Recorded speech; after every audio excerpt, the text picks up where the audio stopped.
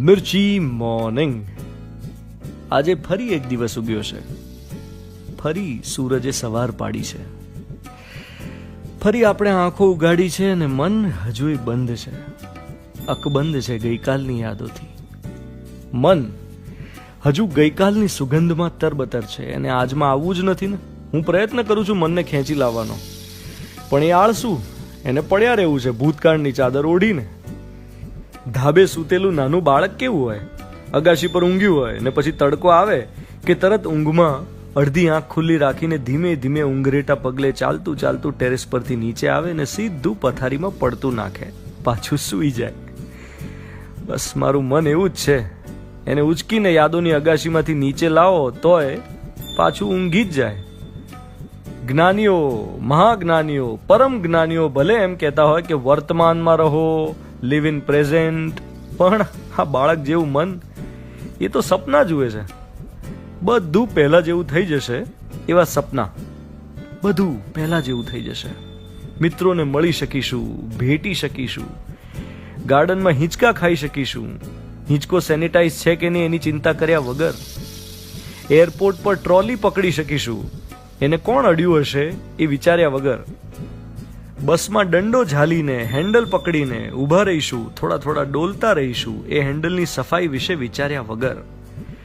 પોટલક કરીશું, બધાના ડબ્બામાંથી ખાઈશું, ખાવાનો આનંદ લઈશું, બીજું કશું જ વિચાર્યા વગર કે કોનો ડબ્બો કેવો છે, સેનિટાઈઝ છે કે નહીં. મન છે ને મન સપના જુએ છે કે બધું પહેલા જેવું થઈ જશે. એ માનતું જ નથી ને કે હવે બધું કાયમ માટે બદલાઈ ગયું છે. કાયમ માટે. આજે ફરી બળબળતી બપોર થશે. સૂરજ આગ વરસાવતો હોય એમ તપશે, આપણને તપાવશે, તાપના તીણા તીર ભોંકશે અને મનની ભીતર અંગારનો ચરુ ઉકળશે. મન આકળ વિકળ થશે અને એ વખતે મનના માથે હાથ ફેરવવો પડશે. એ શીતળ લેપ કોનો હશે? સંવાદનો. કોઈ તો એવું હોય જ ને જેની પાસે આપણે ઠલવાઈ શકીએ.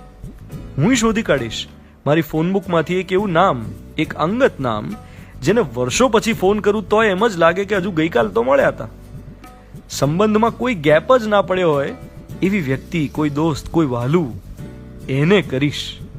આ મનની ફરિયાદ એને કરીશ. અને સામે એ જે મને સમજાવશે ને એમાં હું 50 આર્ગ્યુમેન્ટ્સ કરીશ. એ નહીં સમજે. હું 2 ઘડી ફરિયાદ કરીશ કે યાર કોઈ સમજતું કેમ નથી વેર આઈ એમ કમિંગ ફ્રોમ, હું શું ફીલ કરું છું, અનુભવું છું, કોઈ સમજતું કેમ નથી. અને પછી હું સમજી જઈશ કે એમનાય મનના પ્રશ્નો છે ભાઈ. એ માણસ છે, નાય સમજે. બધા આપણને સમજે એ જરૂરી નથી. સાંજ થશે. બારીઓમાંથી ચડાઈને આવતો ગરમ પવન થોડો ટાઢો પડશે. હું કપમાં ગરમ પાણી કરીને બંને હાથથી કપ પકડીશ. એ વોર્મથને હથેળીમાં ધરીને સાંજના પવનની લેરખીઓને મારી આંગળીઓની વચ્ચેથી પસાર થવા દઈશ. સૂર્યાસ્તના રંગોને જોઈને વિચારીશ કે આવો લાલ ચટક રંગ મેં છેલ્લે ક્યારે પહેર્યો હતો. આ રંગ શેનો શેનો છે? શૃંગારનો કે ક્રોધનો? વિશ્રામનો કે તૃપ્તિનો? 7 વાગ્યા પછીના અવાજ વિનાના શહેરની શાંતિમાં મારું મન ઘૂંટાશે. અજંપો, અંધકાર, એ નીરવતામાં જ આખું અસ્તિત્વ છે. એ અંધકારમાં જ અજવાળું સમાહિત છે. એ અજંપાની જ બીજી કોર, સુખ, તકીએ માથું રાખીને ઊંઘી રહ્યું છે. આ સમજણ સાથે દિવસ પૂરો થશે ને ઉગશે રાતરાણી. You are listening to Mirchi. હું છું ધ્વનિત તમારી સાથે. Good morning my dear.